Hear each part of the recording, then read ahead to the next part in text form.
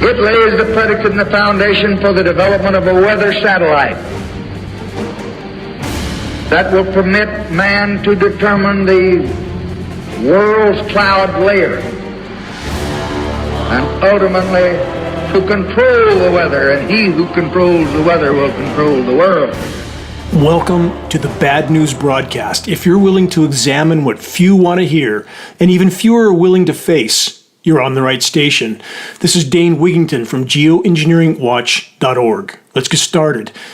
Weather whiplash. Welcome to the new world, and if you think it's bad now, hang on. The ride's just getting started. First, thaw continues as mild wet weather eats away snowpack. That's from WGNTV.com. Yes, the big January thaw setting in immediately following the super sensationalized January so-called polar vortex, deadly cold, life-threatening, record-setting, super slippery, surfactant-soaked frozen material that we're told is naturally nucleated snow, except it isn't. Is this frozen material contaminated? Yes. How do I know? Lab testing and published science studies. Please don't believe me. Investigate for yourself. Start with searching and reviewing the engineering winter section on the homepage of geoengineeringwatch.org. And what comes after the super sensationalized surface deep freeze? This, new from AccuWeather, dramatic warm up to send temperatures through the roof in eastern U.S. From the report, again, this is from AccuWeather. It will feel more like the middle of spring rather than the heart of winter for millions of people across the eastern United States, with temperatures approaching record high territory. Correction, many records will be broken, not just daytime highs, but nightly low record highs. And what about the U.S. states blanketed in record fog warnings? According to the Weather Channel, 50 million Americans were under fog warnings, many also under flash flood warnings. The same Americans that were just the recipients of the chemical ice nucleation cloud seeding flash freeze. More on the record fog in a moment. Stay tuned. About patented processes of chemical ice nucleation cloud seeding from MSN.com. California weather warning. U.S. faces barrage of storms that will unleash half-foot of freezing rain. If that happens, that will be truly catastrophic wherever they orchestrate that. The report says, meanwhile, heavy wet snow is expected along the Sierra Nevada during similar timeframes. And then this. In addition, the influx of warmer air overrunning the trapped cold air near the ground will continue to bring the potential of ice/freezing rain for the Columbia Gorge. That's in the northwestern U.S. Yes, so much freezing rain, so much hail, so much cement, snow. And I realize in colder sections where they nucleate long enough and it gets cold enough, the snow becomes very different. But as they're initially nucleating far above freezing moisture, it can be off the Pacific, off the Atlantic, or off the record warm Gulf of Mexico. Initially, it's heavy, wet, cement, snow. The super slippery surfactant kind. And how many have taken the time to view the climate engineering cover-up actors at, for example, the Weather Channel or any other scheduled weather so-called forecasters? Because it's becoming truly astounding the efforts they go to explain away how warm Gulf of Mexico moisture from the record warm Gulf of Mexico, and even though it is record warm, in fact, in the case of last summer, up to 100 plus degrees off the southwestern coast of Florida, nothing was allowed to spin anywhere near the oil production platforms. Imagine that, just nature being kind to big oil? Don't think so. But this Gulf of Mexico moisture suddenly, quote, changes over to snow, end quote. It's exactly the term they label it with. And now almost always with a transition zone of freezing rain as the chemically nucleated moisture settles to the surface before setting up. It's truly tragic how many are willing to deceive so long as it provides a paycheck and a pension, which for the record won't matter for much longer. The great sleeping, the tale of the human race. which must be changed. A complete course correction, because nothing short of a great awakening will give us any chance of even near-term survival on a rapidly dying planet. Doesn't matter if you don't believe it. It's coming. As I've tried to warn for a decade and a half, global conflict will be among the final cards played by the controllers. Their response to unfolding and accelerating global biosphere collapse. Much more on that subject in a moment. Very, very dire news. But first this. For those that dare to face the wider horizon, the lies and the deception from all official sources, along with the so-called experts, we get this. New from CBS News, how fringe anti-science views infiltrated mainstream politics and what it means in 2024. From the report, they say this. It's a dangerous shift driven by a critical mass of people who now reject, quote, decades of science. Anti-science movement picked up pace, they say. Yes, anti-science, aka questioning the official lies. That's what we're not supposed to do. The kind of so-called science that's bought and paid for by those who print the money and the so-called higher education institutions which they own, from the foundation up. And about the global conflict card being played out by the controllers, the same ones that have long since been colluding and cooperating from behind the curtain on covert climate intervention operations, along with the other global problem of the last few years, more of which is already being cooked up for the masses. They've already warned us about that, haven't they? Anyway, about the conflict card. New from Medium.com, Germany's intelligence service says NATO in war by 2025. From the Sun.uk, Baltic states unveil plan for labyrinth of bunkers, trenches, and dragon's teeth on Vlad's border, Vlad aka Putin, as Europe braces for war. And this is close to home for me because my wife is from Lithuania. I met her there. It's such a beautiful country and a beautiful people. But like the rest of the masses, only an increasing liability for the manipulators of the matrix.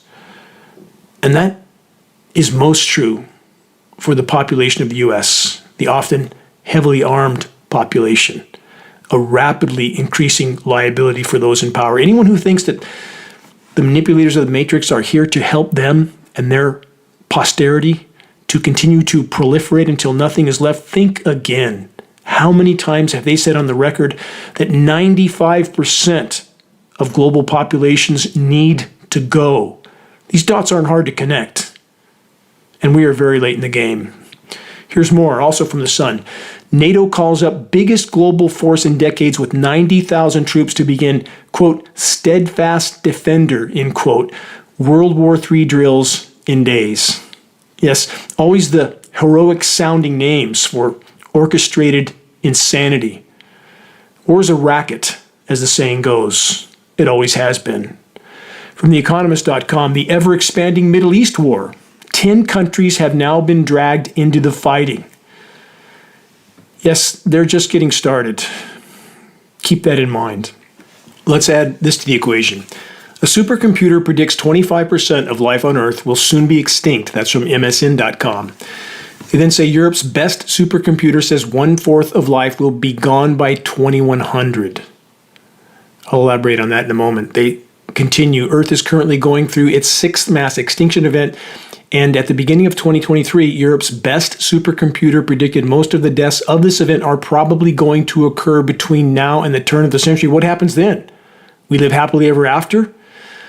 Let's stop there. The so-called supercomputer says that most of the mass extinction deaths are going to occur sometime in the next 76 years. This is either a super dumb supercomputer or it's just another willful lie of pacification from the so-called science community. Right now, today, 80 to 90% of Earth's insect populations, terrestrial and aquatic, are gone. 70% of Earth's wildlife populations, conservatively, have perished in the last 40 years alone, and the rate of die-off is radically accelerating. And to be clear, that was 70% of an already greatly diminished global wildlife population. Plankton populations down 90% in the Atlantic. Other oceans not far behind. No plankton, no people. Global tree populations down by approximately 65% since the dawn of so-called civilization.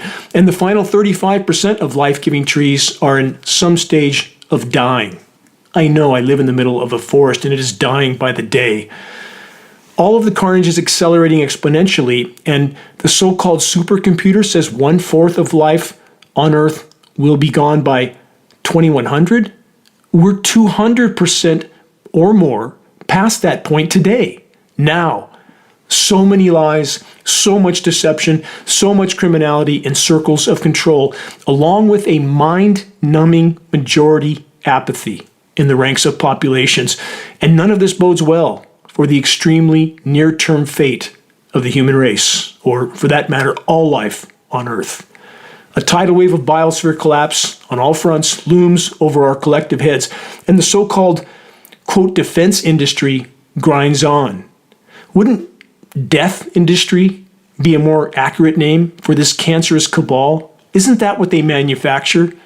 WMDs for all sides of every conflict to maximize the carnage, to maximize the casualties.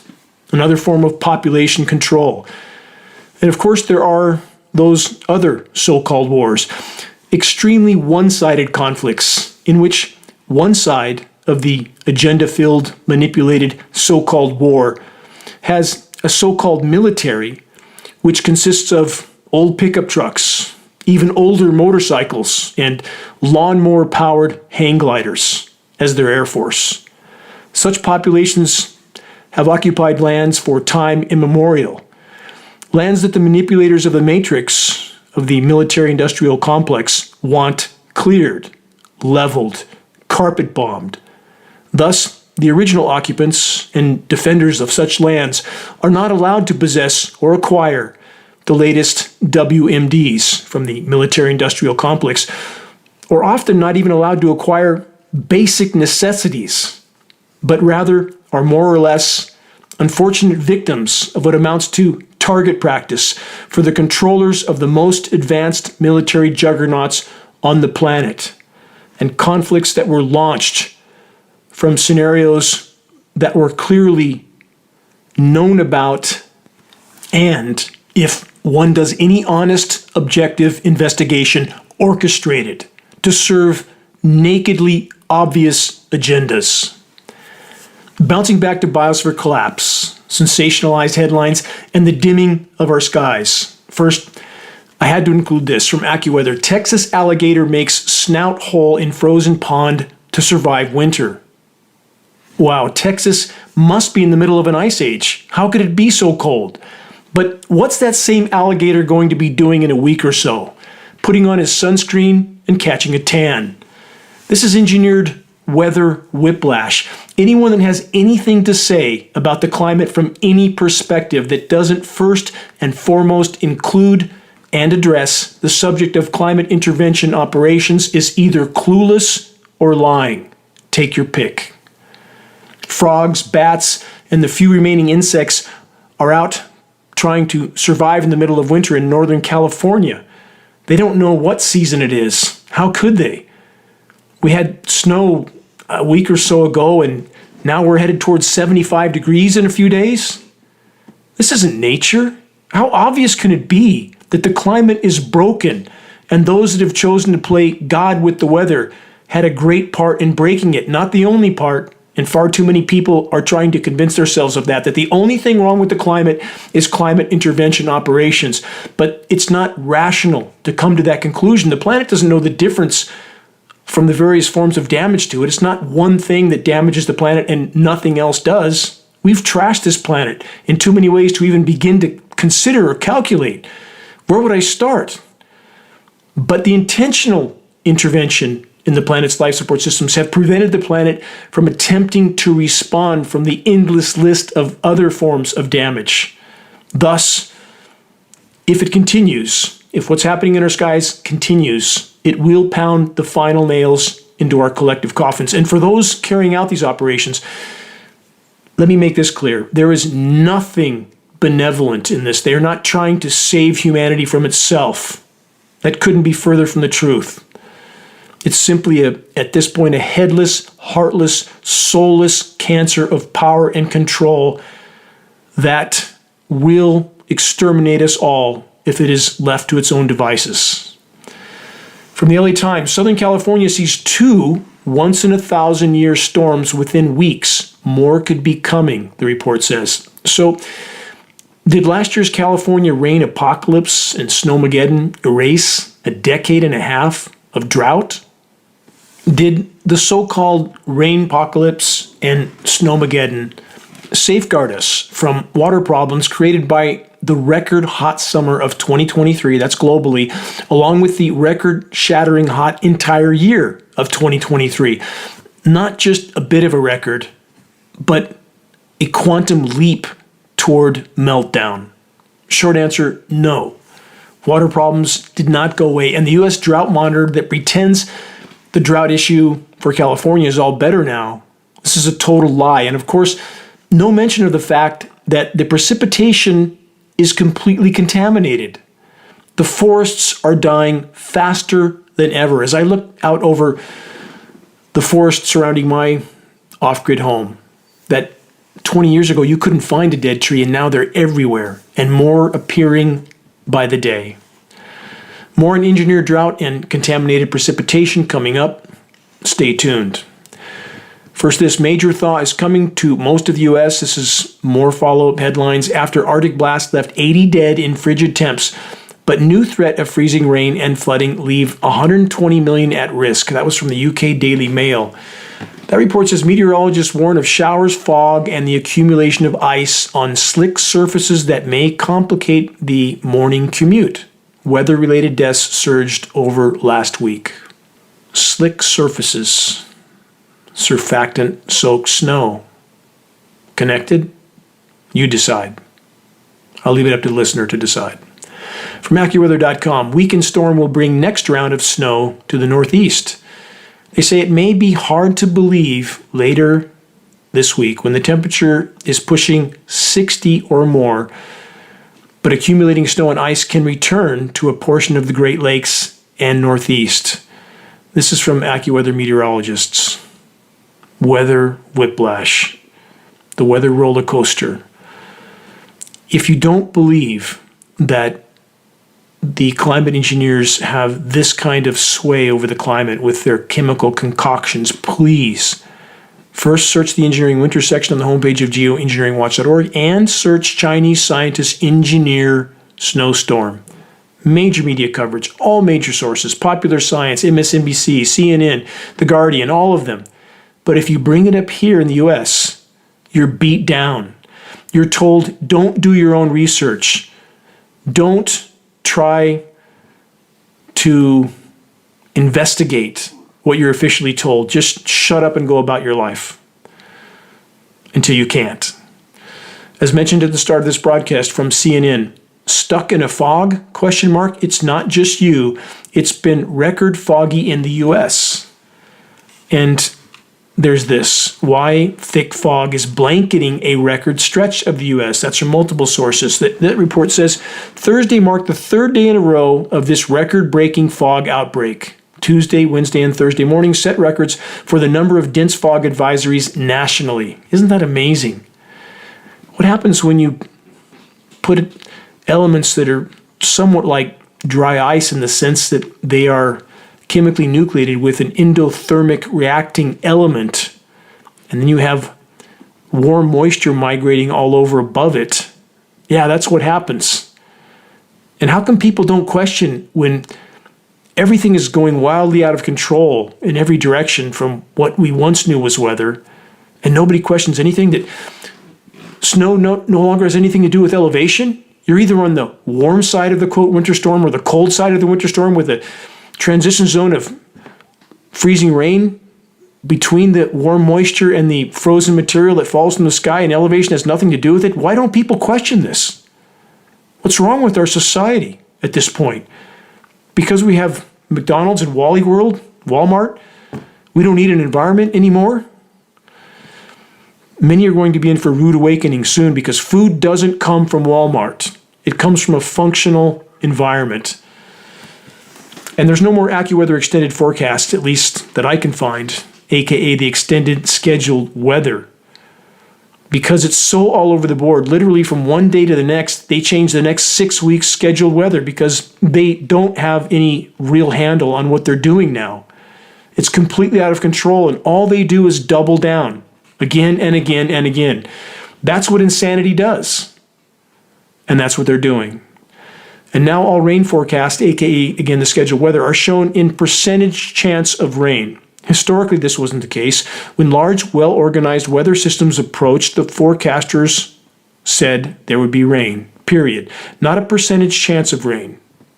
Why is this? Because no matter how large a flow of moisture is approaching a region, it can now be dispersed and dissipated at will by the climate engineers, by the use of RF microwave transmissions, a vast network of them, and extreme levels of cloud moisture seeding with condensation nuclei. If you put too many small condensation nuclei in cloud moisture, the droplets don't combine and fall as rain. It migrates. And now what do we see with many of these moisture flows? A very consistent, rapid-fire drizzle on the ground. It's not the usual various sizes of raindrops, but sometimes hours or days of just a consistent cold drizzle with featureless skies. And if you live in a quiet location like where I live in the wilderness, you can hear a parade of jets nonstop overhead, one after another after another. I don't live at the end of an LAX runway. How come people don't notice this? How come they don't notice skies that look like something from another planet? This week when I was in Redding, literally the sky, it was on Tuesday, it looked like something out of a science fiction movie, and nobody notices anything. In the meantime, again, the life support systems of the planet continue to be contaminated and totally derailed. On that note, from phys.org, climate change can put the planet's largest reserves of drinking water at risk. Let's stop there for a moment. At risk? There's already not a single uncontaminated drop of rain on the entire planet, not from the North Pole to the South Pole to the top of Mount Everest. That's not my opinion. It's peer-reviewed science study, and all of our lab tests prove it, because I certainly wouldn't believe the peer-reviewed science study just because it's a peer-reviewed science study. But we've done hundreds and hundreds of tests ourselves at geoengineeringwatch.org, and we can say the same. Never had an uncontaminated rain sample, ever. And the samples are becoming more and more contaminated with a plethora of toxic elements: aluminum, barium, strontium, manganese, polymer fibers, surfactants, graphene. Now we know we have defoliants in that mix as well. We paid a lot for those tests, and we will publish more on that soon. But how can anything survive? It's killing everything. Soil microbiome, insects, tree root systems, everything. And this article from a so-called science source, phys.org, blames it all on just the warming of the planet. There's so much more. And the complete derailing of the hydrological cycle, which climate engineering is the single biggest factor in that equation. Again, not saying we wouldn't have problems without climate engineering. I'm not saying if climate engineering stops that we will all live happily ever after. I'm absolutely not saying that. We're through the guardrail. We are going to the bottom of the canyon. But the longer the insanity in our skies is allowed to continue, the less chance we have of anybody surviving that ride. In regard to totally derailing the hydrological cycle, let's add this from news.shining.science.com. Groundwater levels are dropping fast all over the world. Groundwater levels in many parts of the world are declining at concerning rates according to the most detailed view of the problem yet. This threatens an essential supply of water for people, agriculture, and ecosystems. Wells are already running dry in many aquifers around the world, and millions of other shallow wells are at risk given these rates of decline. Groundwater declines can create serious issues long before aquifers are fully depleted. They can allow salt to contaminate the water supply, cause the land to sink, and even dry out wetlands. This is all happening in so many places, and many people think as soon as it rains, everything's fine. That couldn't be further from the truth. Many regions geologically are not recharge zones. Regions like subterranean alluvial fans. They don't recharge. Some of the major aquifers are literally left over from the last ice age. They don't just come back. And we have regions like the Central Valley in California where we have massive amounts of surface contamination infiltrating those groundwaters that are building up in the aquifer sediments. And because the aquifers, again, are being pumped lower and lower, we have massive amounts of subsidence. In fact, some of the Central Valley regions are subsiding so fast, the California aqueduct is now at risk. Water doesn't flow uphill as these areas subside. So much in the balance. Let's keep going. From Wired.com, the world's essential aquifers are in deep trouble. More from the New York Times, they abducted a river in California and nobody stopped them. From that report, farms drained part of the Merced River for months. Officials didn't find out until after the fact, raising questions about the state's ability to manage water supplies. Again, all that sensationalized precipitation last year, and we have such desperation that we have farmers under the radar draining off rivers. And the Sacramento River, which flows near where I live, very, very little being let out of the dam, even through winter. Last year, this year, very little. And yet the dam is still far from full, or the Lake Shasta, far from being full. And there's so much confusion about this. Many people think, or try to convince themselves, that there's no water problem. They're just letting too much water out of the dam. That is not true. It's not true. And because we have such altered atmospheric chemistry at this point, when it's not raining, water is evaporating from terrestrial regions very quickly. The entire hydrological cycle is completely overturned at this point. Another from the New York Times. Who gets water in California? Question mark. Whoever gets there first. You can sort that one out. But water wars are coming all over the world. They're already well underway. Dwindling water, dead forests, intense heat, extreme UV radiation, the firestorm infernos are also coming again. On that note, new from Newsweek, California insurance crisis deepens as providers pull out of state. And it isn't just California. Of course, Floridians with waterfront homes are finding themselves without insurance as well.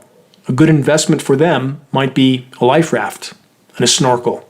Let's switch gears to South America. From phys.org. Global warming was primary cause of unprecedented Amazon drought, study finds. Again, completely illegitimate title. When there's no mention of the single greatest hydrological cycle disrupting factor of all, aka climate intervention operations, then this headline, and whatever the study says, is not legitimate. From the UK Guardian, devastating drought in Amazon result of climate crisis. Again, another source, same lie. Extreme weather threatens world's biggest carbon store as rainforest is already close to tipping point. No, it's past the tipping point, far past the tipping point. In regards to our global scenario, we passed the point of no return about 2 decades ago. Amazon is no longer a carbon sink, it's a carbon source. Same is true with boreal forests.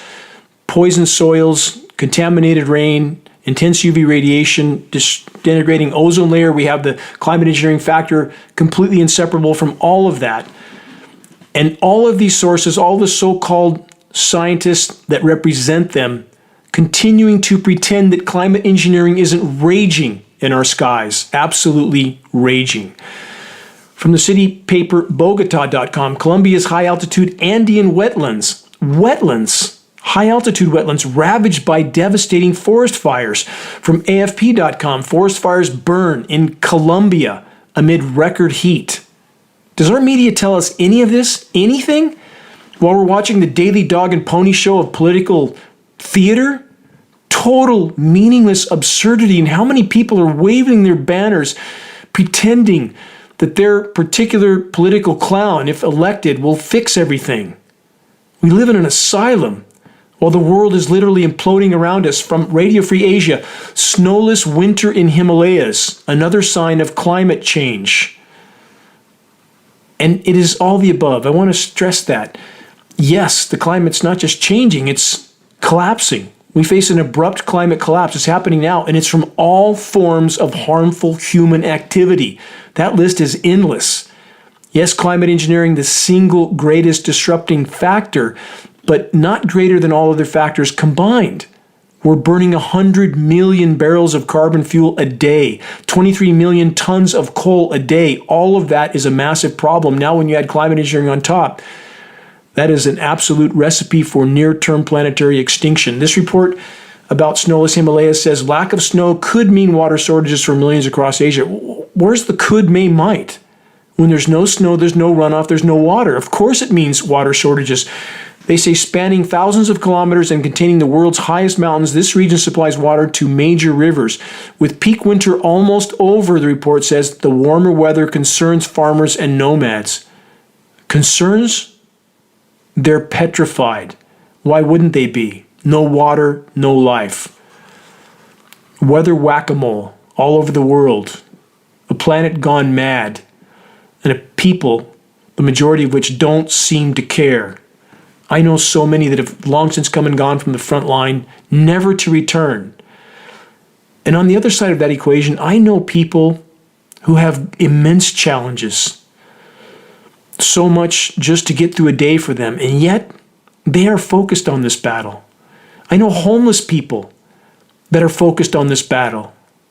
They can barely make it day to day, but they are focused on this battle while someone else drives by in their brand new Lexus that couldn't give a damn. This isn't right. None of it. Another from the UK Daily Mail. Why the world is due for more conflicts around the globe, with Ukraine, Gaza, and the Red Sea all at war. Why more wars will break out as nations clamor for resources, with water at the top of that list. Let's look at this report. Britain's Defense Secretary Grant Shapps warned in a speech that the UK has moved out of a post-war state and is now facing a pre-war world. The first year that fighting in Europe accounted for more than 25,000 of the world's deaths from state-based violence since the Second World War. And let's not forget the now over 25,000 that have been killed on one small patch of ground in the Middle East. And that number only represents those that are not still buried under the apocalyptic expanses of rubble. Africa has also seen a series of successful military coups, the report states. Governments have been overthrown in countries including Burkina Faso, Guinea, Chad, Mali, Gabon, Niger, and the Democratic Republic of Congo. Sub-Saharan Africa, already a region with extreme poverty and disease, will bear the brunt of rising temperatures sooner than others. Again, water, a major factor here. Western powers have cut off moisture to African countries for decades, forcing them to their knees and thus forcing them to allow U.S. occupation in Africa. That's why there's so many bases all over the world. Covert climate engineering, the weapon with which the controllers can bring populations to their knees without those populations ever even knowing they're under assault. The report continues, agriculture is regularly disrupted by extreme weather in the Sahel and the Horn of Africa, and the loss of livelihoods and increasingly scarce resources are, quote, intensifying intercommunal conflict, further militarizing historic disputes, and encouraging communities to mobilize along ethnic lines, divide and conquer. Think about it. More from the report. The region has to contend with extreme storms, unusually heavy rainfall, and wildfires. Geoengineers control the spigot, remember that, as well as droughts, sandstorms, and food insecurity. Turkey was also the victim of a deadly earthquake last year, displacing thousands of people. Remember that? About 5 days after their president flipped the middle finger to NATO. Worsening conditions in sub-Saharan Africa, as well as across the north of the continent and the Middle East, will continue to force people from their homes. What's more, the report says Africa is home to about 1/3 of the world's mineral resources, including minerals that are vital to the world's clean energy technologies. No such thing at this point. Not yet. Forecasts suggest that the coming decades will see the world's need for cobalt, copper, and lithium accelerate many times more than what is being produced for consumer goods and defense applications, which means the war machine, already talked about that, phones, electrical vehicles, and satellites. This poses a significant challenge to the United States and the rest of the West due to China dominating the globe's critical supply of such minerals. Let's weave all this together. The report continues with this. In fact, China accounts for 60% of worldwide production and 85% of processing capacity, according to the United States Institute for Peace. We're definitely going to see more regional conflicts the report says, because the pressures are mounting. Climate change is making people shift around. Again, no discussion of climate without discussing climate engineering first and foremost. Final excerpt. They bump into each other. That causes problems. There isn't enough water. People are going to start fighting for water. This stuff is all going to happen. Let's stop there because it's not going to happen. It is happening. Desperation for energy will also spawn conflict. It is. From oilprice.com, global nuclear power generation hit all-time high in 2025. We'll see how far we get toward that time frame. The report says global nuclear generation is expected to rise by nearly 3% per year on average through 2026. I don't think we're going to make it there without a total overturning of our reality. They then say the key drivers of growth will be the completion of maintenance works in France, restart of some nuclear power plants in Japan, ones that should have been retired long ago, and new reactors coming online in China, India, South Korea, and Europe, among others, according to the IEA. Think about that. We have one nuclear meltdown, Fukushima, 3 China syndrome scenarios there, that will be an extinction event if other factors don't do the job first. We have 442 reacting facilities, power plants online now, and there's 60 more in process. Is that not the definition of total insanity? Let's add nuclear weapons enough to kill the human race thousands of times over. And people don't think we have a problem? From multiple sources, utility bill debt for Americans hits record as heating homes now seen as a luxury. And if you think that's bad, wait till the market food shelves empty out. Mad Max, it's coming. More on the human race's desperate attempt to keep the carbon fuel carnival going full speed ahead until the moment of impact. From the UK Independent, Canada is underestimating toxic oil sand emissions by up to 6,000%. Holy blank. That's the headline. That's not my words. That's the headline. Holy blank. We know what that word is. Stop and think about that for a moment. Officially underestimating toxic oil sand emissions by 6,000%. If you think that's just a case of bad bookkeeping, think again. And for the record, the tar sand oil production fiasco is a total disaster on all fronts, including being an energy net negative in regard to production. Translation, it takes approximately 1.4 units of energy in the form of tar sands to end up with 1 unit of energy in the form of crude oil. This amounts to an energy conversion at a massive net loss. Total desperation. Can it continue? No chance. Impact coming. Wait and see. And here's a quick footnote for all those that are still clinging to the mind-numbingly false narrative that more carbon in the atmosphere and oceans is wonderful. The more the better. A conclusion of absolute insanity. The oceans are, of course, absorbing far more CO2, and they are dying by the day. It's called ocean acidification. The oceans are also superheating and deoxygenating. It's called Canfield Ocean. Look that one up. And the excess CO2 in the atmosphere is a triggering mechanism. Up to 50 feedback loops are already unfolding, including mass methane release from formerly frozen hydrate and clathrate deposits in the tundra and the seafloor. So for those that are cheerleading industrialized, militarized civilizations torching, again, of 100 million barrels of hydrocarbon a day and 23 million tons of coal, and that's not to mention the tar sands I just covered. Here's my question. How much good is that doing for the planet so far as we collectively hurtle toward extremely near-term total collapse, which will be abruptly followed by planetary extinction on all fronts? Nothing can adapt to the complete alteration and contamination of atmospheric chemistry, of oceans, of everything. Translation: if we remain on the current course, our fate is all but sealed.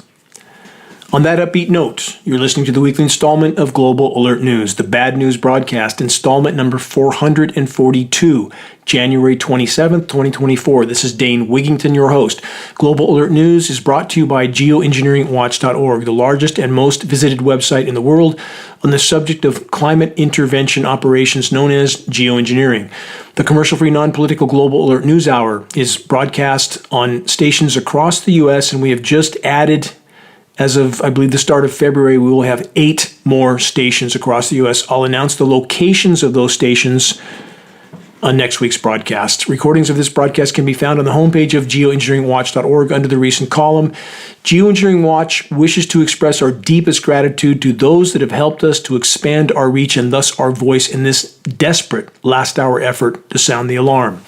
On that subject, if you're on our email list, please put us on your email contact book so that our mailouts don't go to the spam files. Please help us to share the groundbreaking documentary, The Dimming, which fully exposes the climate engineering atrocities. The best way to share is by circulating the direct link to The Dimming by email directly from the homepage of geoengineeringwatch.org. Sharing directly helps us to overcome social media censorship. When viewing our YouTube of The Dimming or Global Alert News or any other Geoengineering Watch video on YouTube, please subscribe, share, and comment, all of which helps us to circulate critically important data to a much wider audience. How do we reach those that still aren't looking up? Here's one way. By starting the conversation with Geoengineering Watch awareness-raising materials, which can be found on our homepage. Our only goal, to provide activists what they need to move this fight forward. Extremely high-quality printed materials with shocking images. A picture is worth 1,000 words, as the proverb goes. We now have new Geoengineering Watch hoodies to go with our Geoengineering Watch shirts. Shirt and hoodie photos are on our homepage. We have scannable business cards and bumper stickers, all effective tools to help strike up a conversation on the climate engineering issue. Reaching a critical mass of awareness on the climate engineering onslaught is the great imperative of our time. If we can expose it, we can stop it. As we awaken our military brothers and sisters to what they're participating in, i.e. their own demise. This includes defense contractors, their families as well. If you're willing to share a picture of yourself with a Geoengineering Watch shirt, perhaps at a gym, farmer's market, or busy street, please send your photo to us so that we can post it as part of our activist compilation, which is now part of our materials page. The images encourage others to make their voices heard in this all-important battle to sound the alarm. And as always, to those who are steadfastly committed to this must-win fight for all that matters, I again want to express my deepest and most profound gratitude. It's our collective efforts that can still make a difference at this late hour. 2 weeks ago, my region of Northern California was scheduled to have nighttime lows in the mid-20s for the end of January. But what happened? It seems the weather makers missed their mark by almost 25 degrees, with lows now pushing 50 degrees. When there's not enough moisture for chemical ice nucleating cloud seeding operations to be carried out, or there's not enough resources to carry them out, the temperatures go right back up. And to be clear, every single engineered surface cool down the climate engineers carry out comes at the cost of an even worse overall long-term warming of the planet, destroying the planet's remaining life support systems and the flora and fauna along with it. From the Kleinman Center for Energy Policy, a new era of policy in solar geoengineering. The report says the implications of such a global technology merit a better understanding of governance for both research and potential deployment. Potential? About 75 plus years too late for that term. The report continues, as discussions and activity around SG, solar geoengineering, grow, there must be more clarity around governance, institutions, and requirements for research. We must answer critical questions around the impacts, social dimensions, and potential viability of SG, solar geoengineering in the context of climate change, aka climate collapse. The report was authored by the White House Office of Science and Technology Policy. It was supported by a cross-agency working group that included members from the U.S. Global Change Research Program, the National Oceanic and Atmospheric Administration, that's NOAA, the Department of Energy, DOE, the National Science Foundation, that's NSF, the Department of Defense, the Environmental Protection Agency, NASA, the Department of State, among others. Think about that. Think about all those so-called experts which we're told not to question, to accept blindly, don't do your own research, while they absolutely spew non-stop deceit. We are drowning in a sea of lies, and we will all perish if we remain in the current course. And for all those that occupy these agencies, take a good long look in the mirror. Look at your children in their eyes. Find your courage, band together, stand up, and tell the truth.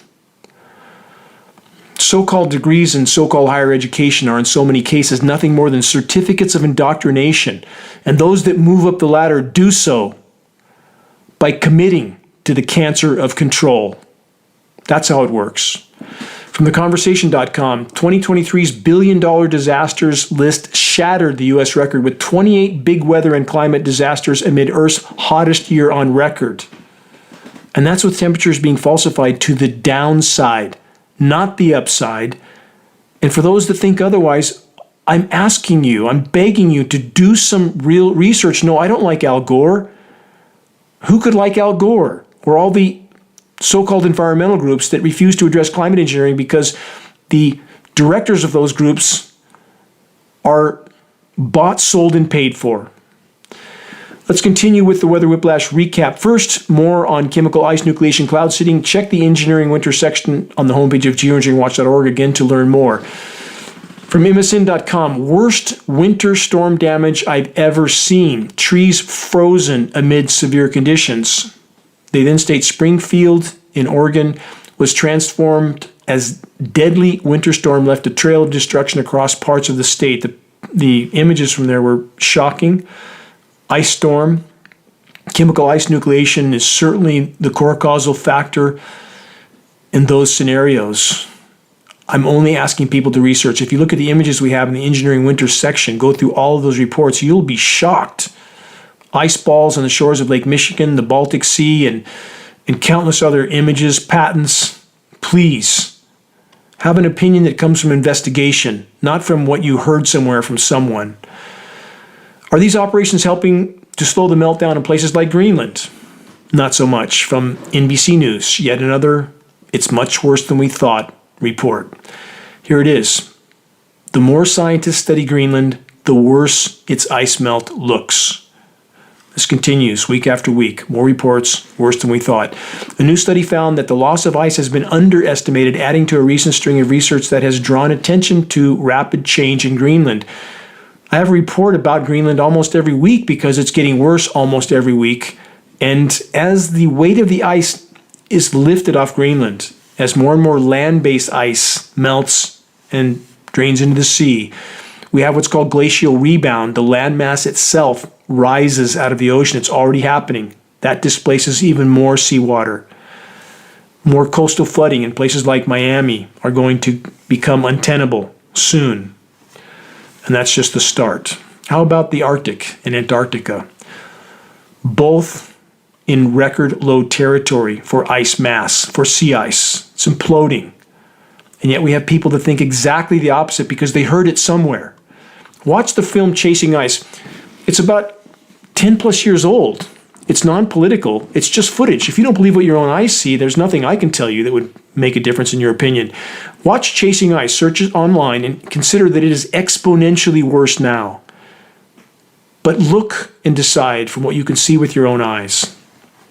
Have a reason for your opinion. About the land down under from the UK Guardian, heat wave scorches states from east to west as temperatures soar across Australia. Report says heat warnings have been issued for residents in New South Wales, South Australia, and Western Australia about rising temperatures. Another one from the land down under, from the Weather Network. Australia's all-time heat record in jeopardy as temperatures soar. We don't hear anything about this in the U.S. on Matrix Media, do we? Just the non-stop political circus of the absurd. Here's an update on the methane monster from Arctic News. Seafloor methane tipping point crossed in 2024?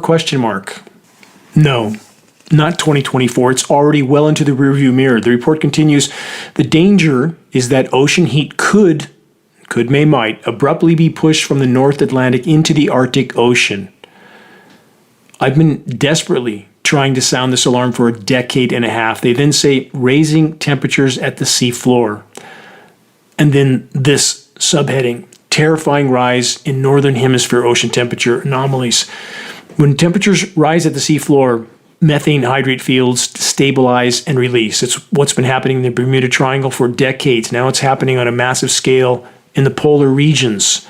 If this continues, it holds life on Earth in the balance. Every single climate engineering operation that takes place, and many of these operations are over the polar regions and have been for decades, in fact, since immediately after World War II. And in their attempt to mask the severity of what's unfolding, they are only making it worse, only destroying what's left of the planet's remaining life support systems. And we have the whole of the so-called science community pretending these operations aren't going on, no mention of them anywhere in all their dire predictions, nothing about climate engineering. This omission is nothing short of criminal. Populations must be awakened to the climate engineering atrocities, and I will continue to slog forward in this battle every single day for the rest of my life. From thedailyprogress.com, extreme heat possesses new threat to Pacific Northwest trees, like a sunburn across the entire forest. The report says a growing number of scientists investigating what they say is a new, woefully underestimated threat to the world's plants, climate change-driven extreme heat. In many cases, the report says conditions that have brought about the decline are known as, quote, hot droughts. Driven by above normal temperatures, hot droughts can be far more damaging to trees than droughts that result simply from a lack of moisture. Hot droughts not only dry out soil, they also dry out the air. This stresses trees and can cause water-carrying tissues inside them to collapse, a process called hydraulic failure. There's also VPD, for the record, vapor pressure deficit, which I have addressed many, many times and will give a much more in-depth report next week, because that's yet one more issue that the so-called science community has grossly underestimated, though I've been trying to sound the alarm on it for 15 years. This report from the Daily Progress continues. In a paper earlier this year in the journal Tree Physiology, still made the case that damage to the region trees during the heat dome was triggered primarily by direct damage from heat and solar radiation, aka extreme UV radiation levels, rather than indirectly by drought caused by the extreme heat. Foliage scorch was primarily found on the southern and western sides of trees and forest, a pattern that follows the track of the sun across the summer sky. The scientific community's current understanding of extreme heat's effect on plants is a worrying, quote, blind spot. Yes, eyes wide shut. Welcome to the so-called climate science community. The report continues with this. What scientists call, quote, thermal tolerances have been established for just 1,028 or less than 1% of the world's 330,200 recognized land-based plants, according to the National Academy of Sciences, and that's only what they've identified. They know nothing, and yet they pretend to know, and they tell us that we should blindly believe them. And even what they do know, they're not willing to tell. And let's translate all that I just covered. The so-called scientists aren't just clueless or lying, they are clueless and lying. There is so little honor in the world, and that's all that we own. That's all that can't be taken from us. Our will, our virtue, our honor. If we lose that, we have lost everything. For those that want to see firsthand footage of how severe the die-off of western forests are already, please go to the homepage of geoengineeringwatch.org, find and search for the section titled Into the Wild. It's worse than almost any are aware of, and certainly worse than almost any are willing to admit to. Over the last 20 years, I've had to bear witness to the rapid die-off of the forests around my wilderness home. It's painful for me to walk among the dying and dead trees, the silent, sentient beings, my friends, over so many years, and they did not deserve this, any of it, nor did all the creatures of the forest. But so long as any of them are still fighting to survive, fighting to hang on, to play their part in this grand and miraculous drama of life, I will fight with them. On a number of occasions on this broadcast, I've shared some of what I've experienced over my years of working in the forest to restore habitat on an industrial scale, what I'll call bonus time. I supervised a total of 6 habitat restoration programs in the wilderness on the east side of Lake Shasta in Northern California, 3 state programs and 3 federal. I personally ran the crews. I did all the tree falling of snarled and suppressed trees that had been damaged from destructive logging in years now past. Once the official restoration programs were complete, I continued on my own, in solitude. About the bonus times I mentioned, there were moments on heavy equipment and while falling very tall, twisted, sick, and dying trees that things went radically wrong. Moments that I knew for a split second that I may have made my last mistake. When a tree slips the stump, slides the wrong way, coming down on top of you, it somehow deflects for no explainable reason. Somehow it veers to the side by only a few feet, but just enough to make all the difference, leaving a yard-deep crater in the forest floor, but a crater that I had not been crushed under for reasons I can't explain.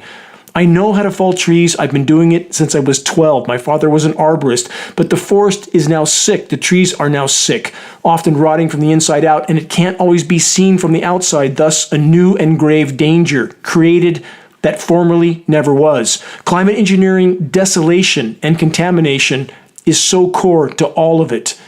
Did the forest know why I was there? Is the planet a living organism? Was it protecting me? Did God, the Creator, the Great Spirit, make it so?